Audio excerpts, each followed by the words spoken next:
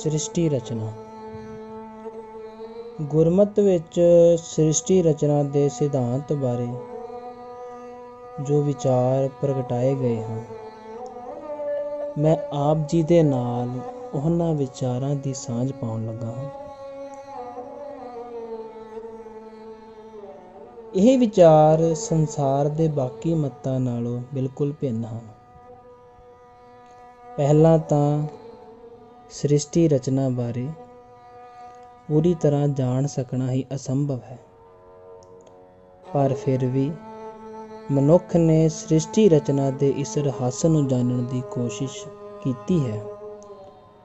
ਗੁਰਬਾਣੀ ਅੰਦਰ ਵੀ ਇਸ ਪ੍ਰਸੰਗ ਵਿੱਚ ਬਹੁਤ ਵਿਚਾਰ ਪ੍ਰਗਟਾਏ ਹੋਏ ਪ੍ਰਾਪਤ ਹੁੰਦੇ ਹਨ, ਜਿਨ੍ਹਾਂ ਦੇ ਵਿਧੀਵਤ ਅਧਿਐਨ ਦੁਆਰਾ ਗੁਰਮਤਿ ਦੇ ਸ੍ਰਿਸ਼ਟੀ ਰਚਨਾ ਸੰਬੰਧੀ ਸੰਕਲਪ ਨੂੰ ਉਲੀਕਿਆ ਜਾ ਸਕਦਾ ਹੈ। ਇਸ ਵਿਸ਼ੇ ਸੰਬੰਧੀ ਚਰਚਾ ਰਹਿੰਦਿਆਂ ਕਈ ਪ੍ਰਸ਼ਨ ਉੱਠਦੇ ਹਨ, ਕਿਉਂਕਿ ਜਦੋਂ ਅਸੀਂ ਸ੍ਰਿਸ਼ਟੀ ਰਚਨਾ ਦੀ ਗੱਲ ਕਰਦੇ ਹਾਂ ਤਾਂ ਉਸ ਸੰਬੰਧੀ ਫਿਰ ਸਾਡੇ ਮਨ ਦੇ ਵਿੱਚ ਕਈ ਤਰ੍ਹਾਂ ਦੇ ਪ੍ਰਸ਼ਨ ਵੀ ਉੱਠਦੇ ਹਨ, ਜਿਨ੍ਹਾਂ ਦਾ ਉੱਤਰ ਗੁਰਬਾਣੀ ਦੇ ਵਿੱਚੋਂ ਸਾਨੂੰ ਮਿਲਦਾ ਹੈ। ਜਿਵੇਂ ਸ੍ਰਿਸ਼ਟੀ ਰਚਨਾ ਕਿਸ ਨੇ ਰਚੀ? ਸ੍ਰਿਸ਼ਟੀ ਰਚਨਾ ਤੋਂ ਪਹਿਲਾਂ ਇੱਥੇ ਕੀ ਹਾਲਤ ਸੀ? ਸ੍ਰਿਸ਼ਟੀ ਰਚਨਾ ਕਦੋਂ ਹੋਈ? ਸ੍ਰਿਸ਼ਟੀ ਰਚਨਾ ਕਿਵੇਂ ਹੋਈ? ਆਦਿ ਕੁਝ ਪ੍ਰਮੁੱਖ ਸਵਾਲ ਹਨ ਜੋ ਹਰ ਇੱਕ ਦੇ ਮਨ ਵਿੱਚ ਪੈਦਾ ਹੁੰਦੇ ਹਨ, ਪਰ ਇਸ ਦੇ ਨਾਲ ਹੀ ਇੱਕ ਪ੍ਰਮੁੱਖ ਸਵਾਲ ਸ੍ਰਿਸ਼ਟੀ ਦੀ ਪ੍ਰਕਿਰਤੀ ਸੰਬੰਧੀ ਵੀ ਉੱਠਦਾ ਹੈ ਕਿ ਕੀ ਇਹ ਅਸਲ ਹੈ ਜਾਂ ਨਹੀਂ, ਇਹ ਨਿਰਾ ਭਰਮ ਹੈ। ਸ੍ਰਿਸ਼ਟੀ ਦਾ ਪਰਮਾਤਮਾ ਨਾਲ ਕੀ ਸੰਬੰਧ ਹੈ? ਜਿਹੜੀ ਇਹ ਸ੍ਰਿਸ਼ਟੀ ਰਚੀ ਗਈ ਹੈ ਉਸ ਦਾ ਪਰਮਾਤਮਾ ਦੇ ਨਾਲ ਕੀ ਸੰਬੰਧ ਹੈ, ਇਹ ਵੀ ਸਵਾਲ ਉੱਠਦਾ ਹੈ।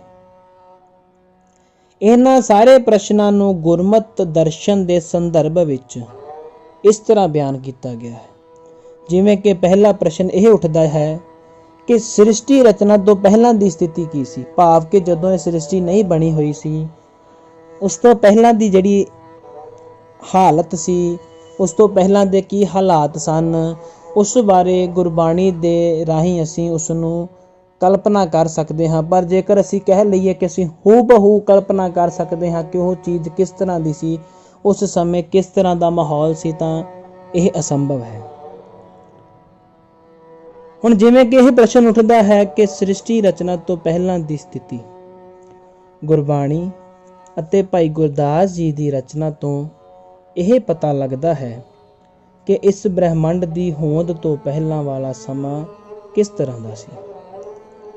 ਗੁਰਮਤਿ ਅਨੁਸਾਰ ਉਹ ਸਮਾਂ ਅਜਿਹਾ ਸੀ ਜਦੋਂ ਸਭ ਪਾਸੇ ਬ੍ਰਹਿਮੰਡੀ ਨਿਰਗੁਣ ਰੂਪ ਵਿੱਚ ਵਿਦਮਾਨ ਸੀ। ਗੁਰਮਤਿ ਅਨੁਸਾਰ ਉਹ ਸਮਾਂ ਅਜਿਹਾ ਸੀ ਜਦੋਂ ਸਭ ਪਾਸੇ ਬ੍ਰਹਿਮੰਡ, ਸਾਰਾ ਹੀ ਬ੍ਰਹਿਮੰਡ ਨਿਰਗੁਣ ਰੂਪ ਦੇ ਵਿੱਚ ਵਿਦਮਾਨ ਸੀ। ਉਸ ਪਰਮਾਤਮਾ ਦੇ, ਉਸ ਅਕਾਲ ਪੁਰਖ ਦੇ ਵਿੱਚ ਅਭੇਦ ਸੀ। ਹੁਣ ਇਸ ਦੀ ਵਿਆਖਿਆ ਕਰਦਿਆਂ ਹੋਇਆਂ, ਜਾਂ ਇੰਜ ਕਹਿ ਲਈਏ ਕਿ ਇਸ ਨੂੰ ਬਿਆਨ ਕਰਦਿਆਂ ਹੋਇਆਂ ਸ੍ਰੀ ਗੁਰੂ ਨਾਨਕ ਦੇਵ ਜੀ ਨੇ ਮਾਰੂ ਸੋਲਹੇ ਵਿੱਚ ਵਿਸਥਾਰ ਸਹਿਤ ਇਸ ਰਹੱਸ ਦੀ ਚਰਚਾ ਕੀਤੀ ਹੈ। ਜਿਹੜੇ ਵੀ ਸੱਜਣ ਗੁਰਬਾਣੀ ਪੜ੍ਹਦੇ ਨੇ, ਗੁਰਬਾਣੀ ਵਿਚਾਰਦੇ ਨੇ, ਉਹ ਇਸ ਬਾਰੇ ਜ਼ਰੂਰ ਜਾਣਦੇ ਨੇ। ਗੁਰੂ ਨਾਨਕ ਪਾਤਸ਼ਾਹ ਜੀ ਅਨੁਸਾਰ ਸ੍ਰਿਸ਼ਟੀ ਰਚਨਾ ਤੋਂ ਪਹਿਲਾਂ ਧੁੰਦੂਕਾਰਾ ਸੀ। ਉਸ ਸਮੇਂ ਧਰਤੀ ਅਤੇ ਆਕਾਸ਼ ਨਹੀਂ ਸਨ। ਚੰਦ, ਸੂਰਜ, ਦਿਨ, ਰਾਤ ਕੁਝ ਵੀ ਨਹੀਂ ਸੀ। ਉਸ ਵੇਲੇ ਕੇਵਲ ਨਿਰਗੁਣ, ਨਿਰੰਕਾਰ ਅਕਾਲ ਪੁਰਖ ਪਰਮਾਤਮਾ ਇਕੱਲਾ ਆਪ ਹੀ ਸੁੰਨ ਸਮਾਧੀ ਵਿੱਚ ਬੈਠਾ ਸੀ। ਸ੍ਰੀ ਗੁਰੂ ਨਾਨਕ ਦੇਵ ਜੀ ਦਾ ਪਾਵਨ ਵਾਕ ਹੈ, ਅਰਬਦ ਨਰਬਦ ਧੁੰਦੂ ਘਾਰਾ, ਧਰਨ ਨਾ ਗਗਨਾ ਹੁਕਮ ਅਪਾਰਾ। ਅਰਬਦ ਨਰਬਦ ਧੁੰਦੂ ਘਾਰਾ, ਧਰਨ ਨਾ ਗਗਨਾ ਹੁਕਮ ਅਪਾਰਾ। ਨਾ ਦਿਨ ਰੈਣ, ਨਾ ਚੰਦ, ਨਾ ਸੂਰਜ, ਸੁਨ ਸਮਾਦ ਲਗਾਏਂਦਾ। ਗੁਰੂ ਨਾਨਕ ਪਾਤਸ਼ਾਹ ਜੀ ਇਸ ਬਾਰੇ ਦੱਸਦੇ ਹਨ ਸ੍ਰਿਸ਼ਟੀ ਰਚਨਾ ਤੋਂ ਪਹਿਲਾਂ ਦੀ ਸਥਿਤੀ, ਕਿ ਗੁਰਬਾਣੀ ਜਿਹੜੀ ਹੈ ਇਹ ਇੱਕ ਅਜਿਹਾ ਖਜ਼ਾਨਾ ਹੈ ਜਿਸ ਦੇ ਵਿੱਚੋਂ ਜਿੰਨੇ ਮਰਜ਼ੀ ਹੀਰੇ ਮੋਤੀ ਰਤਨ ਪਦਾਰਥਾਂ ਹੀਰੇ ਮੋਤੀਆਂ ਤੋਂ ਵੀ ਅਨਮੋਲ ਜਿਹੜੇ ਸ਼ਬਦ ਗੁਰੂ ਗ੍ਰੰਥ ਸਾਹਿਬ ਜੀ ਵਿੱਚ ਗੁਰੂਆਂ ਨੇ ਅਕਾਲ ਪੁਰਖ ਦੇ ਹੁਕਮ ਅਨੁਸਾਰ ਲਿਖ ਕੇ ਸਾਨੂੰ ਇਹ ਖਜ਼ਾਨਾ ਦਿੱਤਾ ਹੈ। ਇਸ ਖਜ਼ਾਨੇ ਵਿੱਚੋਂ ਜਿੰਨਾ ਵੀ ਤੁਸੀਂ ਕਹੋ ਕਿ ਗਿਆਨ ਲੈ ਲਵੋ, ਇਸ ਗਿਆਨ ਭਰਪੂਰ ਖਜ਼ਾਨੇ ਤੋਂ ਜਿੰਨਾ ਮਰਜ਼ੀ ਗਿਆਨ ਲੈ ਲਿਆ ਜਾਵੇ ਓਨਾ ਹੀ ਥੋੜ੍ਹਾ ਹੈ।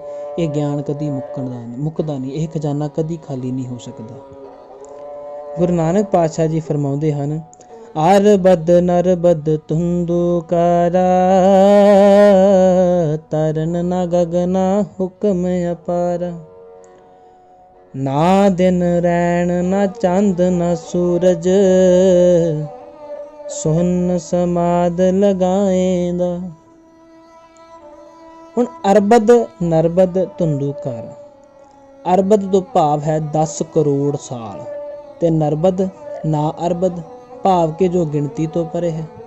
ਅਰਬਦ ਜਿਹੜਾ ਹੈ ਉਸ ਦੀ ਗਿਣਤੀ ਦੱਸ ਰਹੀ ਹੈ ਕਿ 10 ਕਰੋੜ ਸਾਲ ਤੋਂ ਵੀ ਪਰਾਂ, ਤੇ ਨਰਬਦ ਭਾਵ ਕਿ ਨਾ ਪਲੱਸ ਅਰਬਦ, ਦੋ ਸ਼ਬਦਾਂ ਦੇ ਸੁਮੇਲ ਤੋਂ ਇਹ ਸ਼ਬਦ ਬਣਿਆ ਹੈ, ਨਾ ਪਲੱਸ ਅਰਬਦ, ਨਰਬਦ ਭਾਵ ਕਿ ਜੋ ਗਿਣਤੀ ਤੋਂ ਪਰੇ ਹੈ।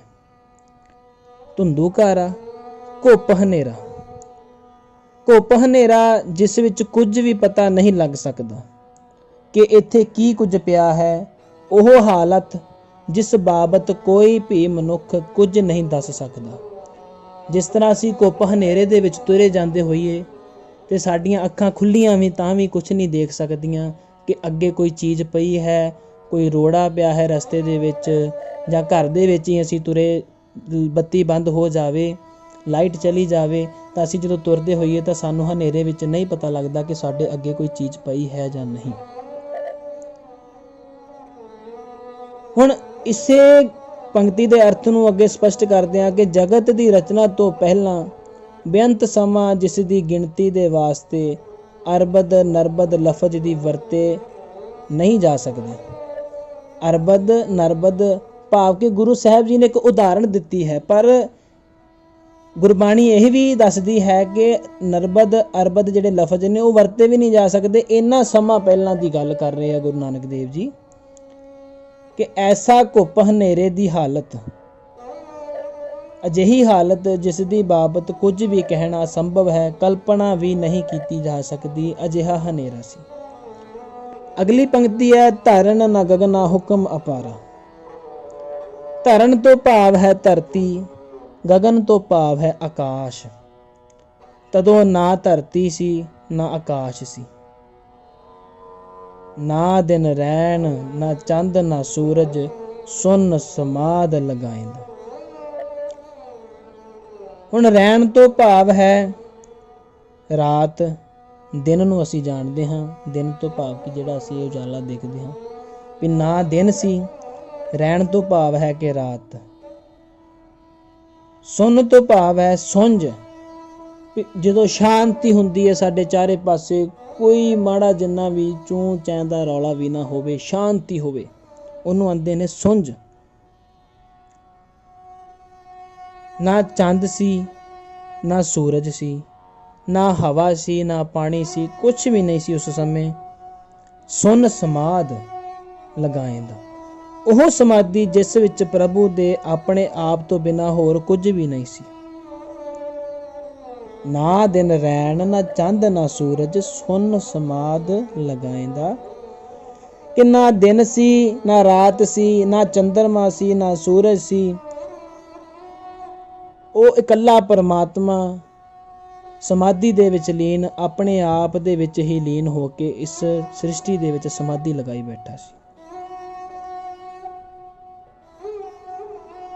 ਤੇ ਜਿਸ ਵਿੱਚ ਕਿਸੇ ਵੀ ਕਿਸਮ ਦਾ ਕੋਈ ਫੁਰਨਾ ਵੀ ਨਹੀਂ ਸੀ। ਉਸ ਸਮੇਂ ਉਹ ਪਰਮਾਤਮਾ ਸੁਨ ਸਮਾਧੀ ਦੇ ਵਿੱਚ ਬੈਠਾ ਹੋਇਆ, ਜਿਸ ਵਿੱਚ ਕਿਸੇ ਵੀ ਕਿਸਮ ਦਾ ਕੋਈ ਫੁਰਨਾ ਨਹੀਂ ਸੀ। ਇਹ ਪੰਕਤੀਆਂ ਸਿੱਧ ਗੋਸ਼ਟ ਬਾਣੀ ਵਿੱਚ ਸ੍ਰੀ ਗੁਰੂ ਨਾਨਕ ਦੇਵ ਜੀ ਸਮਝਾਉਂਦੇ ਨੇ। ਇਸ ਤੋਂ ਅੱਗੇ ਸਿੱਧ ਗੋਸ਼ਟ ਬਾਣੀ ਵਿੱਚ ਹੀ ਸ੍ਰੀ ਗੁਰੂ ਨਾਨਕ ਦੇਵ ਜੀ ਸਿੱਧਾਂ ਦੇ ਇਸ ਦਾਰਸ਼ਨਿਕ ਪ੍ਰਸ਼ਨ ਦਾ ਉੱਤਰ ਇਸ ਪ੍ਰਕਾਰ ਦਿੰਦੇ ਹਨ। ਜਿਹੜੀ ਅਰਬਦ ਨਰਬਦ ਧੁੰਦੂ ਘਾਰੇ ਵਾਲੀ ਪੰਕਤੀ ਹੈ, ਇਹ ਗੁਰੂ ਸਾਹਿਬ ਜੀ ਨੇ ਮਾਰੂ ਸੋਹਲੇ ਵਿੱਚ ਇਸ ਦੀ ਰਚਨਾ ਕੀਤੀ ਹੈ। ਤੇ ਜਿਹੜੀਆਂ ਅਗਲੀਆਂ ਪੰਕਤੀਆਂ ਹੁਣ ਮੈਂ ਆਪ ਜੀ ਨਾਲ ਸਰਵਣ ਕਰਨ ਜਾ ਰਿਹਾ ਹਾਂ, ਇਹ ਸਿੱਧ ਗੋਸ਼ਟ ਬਾਣੀ ਦੀ ਰਚਨਾ ਹੈ। ਗੁਰੂ ਸਾਹਿਬ ਜੀ ਸਿੱਧ ਗੋਸ਼ਟ ਬਾਣੀ ਦੇ ਵਿੱਚ ਫਰਮਾਨ ਕਰਦੇ ਹਨ, ਆਦ ਕਉ ਬਿਸਮਾਦ ਵਿਚਾਰ ਕਥੀਅਲੇ ਸੁਨ ਨਿਰੰਤਰ ਵਾਸ ਲਿਆ। ਆਦ ਕਉ ਬਿਸਮਾਦ ਵਿਚਾਰ ਕਥੀਅਲੇ ਸੁਨ ਨਿਰੰਤਰ ਵਾਸ ਲਿਆ। ਬਿਸਮਾਦ ਦਾ ਅਰਥ ਹੈ ਅਸਚਰਜ, ਨਿਰੰਤਰ ਤੋਂ ਭਾਵ ਹੈ ਇੱਕ ਰਸ। ਆਦ ਕਉ ਬਿਸਮਾਦ ਵਿਚਾਰ ਕਥੀਅਲੇ ਸੁਨ ਨਿਰੰਤਰ ਵਾਸ ਲਿਆ। ਬਿਸਮਾਦ ਅਸਚਰਜ, ਨਿਰੰਤਰ ਇੱਕ ਰਸ। ਕਿ ਸ੍ਰਿਸ਼ਟੀ ਦੇ ਮੁੱਢ ਦਾ ਵਿਚਾਰ ਤਾਂ ਅਸਚਰਜ ਹੀ ਕਿਹਾ ਜਾ ਸਕਦਾ ਹੈ। ਹੁਣ ਅਸਚਰਜ ਤੇ ਅਸਚਰਜ ਜਿਹੜੇ ਦੋਵੇਂ ਸ਼ਬਦ ਗੁਰੂ ਸਾਹਿਬ ਜੀ ਇਸ ਪੰਕਤੀ ਦੇ ਵਿੱਚ, ਇਸ ਪੰਕਤੀ ਦਾ ਜਿਹੜਾ ਅਰਥ ਨਿਕਲਦਾ ਹੈ ਉਸ ਵਿੱਚ ਜੇਕਰ ਅਸੀਂ ਵੇਖੀਏ ਤੇ ਅਸਚਰਜ ਤੋਂ ਭਾਵ ਹੈ ਕਿ ਕਹਿਣੇ ਤੋਂ ਪਰਾਂ, ਜਿਸ ਨੂੰ ਸੋਚਣਾ ਤਾਂ ਦੂਰ, ਜਿਸ ਦੀ ਕਲਪਨਾ ਵੀ ਨਹੀਂ ਕੀਤੀ ਜਾ ਸਕਦੀ। ਅਜਿਹੀ ਅਵਸਥਾ ਜੋ ਮਨੁੱਖ ਜ਼ਿੰਦਗੀ ਦੇ ਵਿੱਚ ਸੋਚਣਾ ਤਾਂ ਦੂਰ, ਕਲਪਨਾ ਵੀ ਨਹੀਂ ਕਰ ਸਕਦਾ, ਸੁਪਨੇ ਦੇ ਵਿੱਚ ਵੀ ਉਸ ਅਵਸਥਾ ਦੇ ਵਿੱਚ ਨਹੀਂ ਪਹੁੰਚ ਸਕਦਾ। ਇਸ ਅਵਸਥਾ ਦੇ ਵਿੱਚ ਪਹੁੰਚਣ ਦੇ ਲਈ, ਇਸ ਅਵਸਥਾ ਨੂੰ ਜਾਣਨ ਦੇ ਲਈ ਬੜੀ ਘਾਲਣਾ ਘਾਲਣੀ ਪੈਂਦੀ ਹੈ। ਜ਼ਿੰਦਗੀ ਨੂੰ ਉਸ ਪਰਮਾਤਮਾ ਦੇ ਲੇਖੇ ਲਾਉਣਾ ਪੈਂਦਾ ਹੈ। ਸ੍ਰਿਸ਼ਟੀ ਦੇ ਮੁੱਢ ਦਾ ਵਿਚਾਰ ਤਾਂ ਅਸਚਰਜ ਹੀ ਕਿਹਾ ਜਾ ਸਕਦਾ ਹੈ। ਤਦੋਂ ਇੱਕ ਰਸ ਅਫਰ ਪਰਮਾਤਮਾ ਦਾ ਹੀ ਵਜੂਦ ਸੀ। ਉਸ ਸਮੇਂ ਸਿਰਫ ਅਕਾਲ ਪੁਰਖ ਇਸ ਸ੍ਰਿਸ਼ਟੀ ਦੇ ਵਿੱਚ ਬਿਰਾਜਮਾਨ ਸੀ। ਜਦੋਂ ਘੁੱਪ ਹਨੇਰਾ ਸੀ, ਕੁਛ ਵੀ ਨਹੀਂ ਸੀ, ਪਹਾੜ ਨਹੀਂ ਸਨ, ਨਦੀਆਂ ਨਹੀਂ ਸਨ, ਜੀਵ ਜੰਤੂ ਨਹੀਂ ਸਨ, ਜੰਗਲ ਵੀ ਨਹੀਂ ਸਨ, ਕੁਛ ਵੀ ਨਹੀਂ ਸੀ। ਵੀਰਾਨ, ਜਿਸ ਤਰ੍ਹਾਂ ਅਸੀਂ ਕਿਸੇ ਸਮੇਂ ਕਲਪਨਾ ਕਰਦੇ ਹਾਂ ਨਾ, ਵੀਰਾਨ ਚੀਜ਼ਾਂ ਸੀ। ਕਿਸੇ ਸਮੇਂ ਟੀਵੀ ਤੇ ਵੀ ਦੇਖ ਲੈਂਦੇ ਹਾਂ ਵੀ ਵੀਰਾਨ ਪਈਆਂ ਨੇ, ਸਿਰਫ ਧਰਤੀ ਵੀ ਨਹੀਂ ਸੀ। ਅਜਿਹੀ ਹਾਲਤ ਦੇ ਵਿੱਚ ਉਸ ਸਮੇਂ ਪਰਮਾਤਮਾ, ਉਸ ਅਵਸਥਾ ਦੇ ਵਿੱਚ ਸਿਰਫ ਇੱਕ ਪਰਮਾਤਮਾ ਅਕਾਲ ਪੁਰਖ ਦਾ ਰੂਪ ਸੀ, ਜੋ ਇਸ ਬ੍ਰਹਿਮੰਡ ਦੇ ਵਿੱਚ ਸੁੰਨ ਸਮਾਧ ਦੇ ਵਿੱਚ ਲੀਨ ਹੋ ਕੇ ਆਪਣੇ ਆਪ ਦੇ ਵਿੱਚ ਹੀ ਉਹ ਲੀਨ ਹੋ ਕੇ ਬੈਠਾ ਹੋਇਆ ਸੀ। ਸ੍ਰਿਸ਼ਟੀ ਰਚਨਾ ਤੋਂ ਪਹਿਲਾਂ ਸਥਿਤੀ ਬਾਰੇ ਦੂਸਰੇ ਧਰਮਾਂ ਦੇ ਵਿੱਚ ਵੀ ਅਜਿਹੇ ਖਿਆਲ ਪ੍ਰਗਟਾਏ ਗਏ ਹਨ। ਹੁਣ ਦੂਸਰੇ ਧਰਮ ਜਿਹੜੇ ਨੇ, ਇਹ ਤਾਂ ਗੱਲ ਹੋ ਗਈ ਸਿੱਖ ਧਰਮ ਦੀ, ਗੁਰੂ ਨਾਨਕ ਪਾਤਸ਼ਾਹ ਜੀ ਗੁਰੂ ਗ੍ਰੰਥ ਸਾਹਿਬ ਜੀ ਦੇ ਵਿੱਚ ਸਾਨੂੰ ਦੱਸਦੇ ਹਨ। ਹੁਣ ਜਿਹੜੇ ਦੂਸਰੇ ਧਰਮ ਨੇ ਉਹ ਸ੍ਰਿਸ਼ਟੀ ਰਚਨਾ ਬਾਰੇ ਕੀ ਕਹਿੰਦੇ ਨੇ? ਬਾਈਬਲ ਵਿੱਚ ਵੀ ਦਾਊਦ ਦੇ ਇਸ ਪ੍ਰਸ਼ਨ ਦੇ ਉੱਤਰ ਵਿੱਚ ਰੱਬ ਦਾ ਉੱਤਰ ਸੀ ਵੀ ਸ੍ਰਿਸ਼ਟੀ ਰਚਨਾ ਜਿਹੜੀ ਹੈ ਉਸ ਤੋਂ ਪਹਿਲਾਂ ਕੀ ਸੀ। ਜਦੋਂ ਦਾਊਦ ਇਹ ਪ੍ਰਸ਼ਨ ਕਰਦਾ ਹੈ ਜੋ ਬਾਈਬਲ ਦੇ ਵਿੱਚ ਲਿਖਿਆ ਹੈ, ਤਾਂ ਰੱਬ ਉਸ ਨੂੰ ਉੱਤਰ ਦਿੰਦਾ ਹੈ, ਤਦੋਂ ਮੈਂ ਗੁਪਤ ਸਾਂ, ਮੈਂ ਜਾਣਿਆ ਜਾਣ ਦੀ ਇੱਛਾ ਪ੍ਰਗਟ ਕੀਤੀ ਤੇ ਸ੍ਰਿਸ਼ਟੀ ਰਚ ਦਿੱਤੀ। ਕਿ ਮੈਂ ਤੇ ਗੁਪਤ ਸਾਂ, ਮੇਰੇ ਬਾਰੇ ਕੋਈ ਜਾਣਦਾ ਹੀ ਨਹੀਂ ਸੀ, ਤੇ ਮੇਰੇ ਵਿੱਚ ਇੱਛਾ ਪ੍ਰਗਟ ਹੋਈ ਕਿ ਮੈਨੂੰ ਜਾਣਨ ਵਾਲਿਆਂ ਨੂੰ ਮੈਂ ਪੈਦਾ ਕਰਾਂ ਤੇ ਮੈਂ ਸ੍ਰਿਸ਼ਟੀ ਰਚ ਦਿੱਤੀ। ਇਸੇ ਪ੍ਰਕਾਰ ਕੁਰਾਨ ਸ਼ਰੀਫ ਵਿੱਚ ਵੀ ਵਿਚਾਰ ਪ੍ਰਗਟ ਕੀਤਾ ਗਿਆ ਹੈ ਕਿ ਸ੍ਰਿਸ਼ਟੀ ਰਚਨਾ ਤੋਂ ਪਹਿਲਾਂ ਪਰਮਾਤਮਾ ਕਿੱਥੇ ਸੀ। ਤਾਂ ਉੱਤਰ ਵਿੱਚ ਕਿਹਾ ਗਿਆ ਹੈ ਕਿ ਉਹ ਇੱਕ ਧੁੰਦ ਸਾਦਵਾ ਬੱਦਲ ਸੀ, ਜਿਸ ਦੇ ਨਾ ਹੇਠ ਕੋਈ ਹਵਾ ਸੀ ਤੇ ਨਾ ਹੀ ਕੁਝ ਉੱਪਰ ਸੀ। ਸ੍ਰਿਸ਼ਟੀ ਰਚਨਾ ਦੇ ਇਸ ਪੱਖ ਵਿੱਚ ਕੋਈ ਮਨੁੱਖੀ ਦਲੀਲ ਬਹੁਤਾ ਅੰਦਾਜ਼ਾ ਜਾਂ ਕਿਆਸ ਨਹੀਂ ਲਗਾ ਸਕਦੀ, ਕਿਉਂਕਿ ਇਹ ਵਿਸ਼ਾ ਮਨੁੱਖੀ ਸੋਚ ਤੋਂ ਪਰੇ ਹੈ। ਇਸ ਬਾਰੇ ਇਹੋ ਹੀ ਕਿਹਾ ਜਾ ਸਕਦਾ ਹੈ ਕਿ ਉਹ ਵਿਸਮਾਦੀ ਅਵਸਥਾ ਸੀ, ਜਿਸ ਨੂੰ ਅਸੀਂ ਸੁੰਨ ਦੀ ਅਵਸਥਾ ਵੀ ਕਹਿੰਦੇ ਹਾਂ। ਇਹ ਸੀ ਇਸ ਬਾਰੇ ਵਿਚਾਰ ਕਿ ਸ੍ਰਿਸ਼ਟੀ ਰਚਨਾ ਤੋਂ ਪਹਿਲਾਂ ਦੀ ਸਥਿਤੀ, ਜਿਹੜੀ ਮੈਂ ਆਪ ਜੀ ਦੇ ਨਾਲ ਇਹ ਗੱਲ ਸਾਂਝੀ ਕੀਤੀ ਹੈ, ਇਹ ਸਾਰੀ ਗੱਲ ਹੈ ਸ੍ਰਿਸ਼ਟੀ ਰਚਨਾ ਤੋਂ ਪਹਿਲਾਂ ਦੀ ਜੋ ਸਥਿਤੀ ਸੀ। ਹੁਣ ਇਸ ਤੋਂ ਅਗਲੇ ਪਾਰਟ ਦੇ ਵਿੱਚ ਜਿਹੜਾ ਇਸ ਦਾ ਦੂਜਾ ਪਾਰਟ ਮੈਂ ਆਪ ਜੀ ਨਾਲ ਸਾਂਝਾ ਕਰਾਂਗਾ, ਉਸ ਦੇ ਵਿੱਚ ਅਸੀਂ ਗੱਲ ਕਰਾਂਗੇ ਸ੍ਰਿਸ਼ਟੀ ਰਚਨਾ ਕਿਸ ਨੇ ਰਚੀ। ਸੋ ਇੰਨੀਆਂ ਕੁ ਬੇਨਤੀਆਂ ਪ੍ਰਵਾਨ ਕਰਨਾ ਜੀ। ਹੋਈਆਂ ਬੇਨਤ ਭੁੱਲਾਂ ਦੀ ਖਿਮਾ।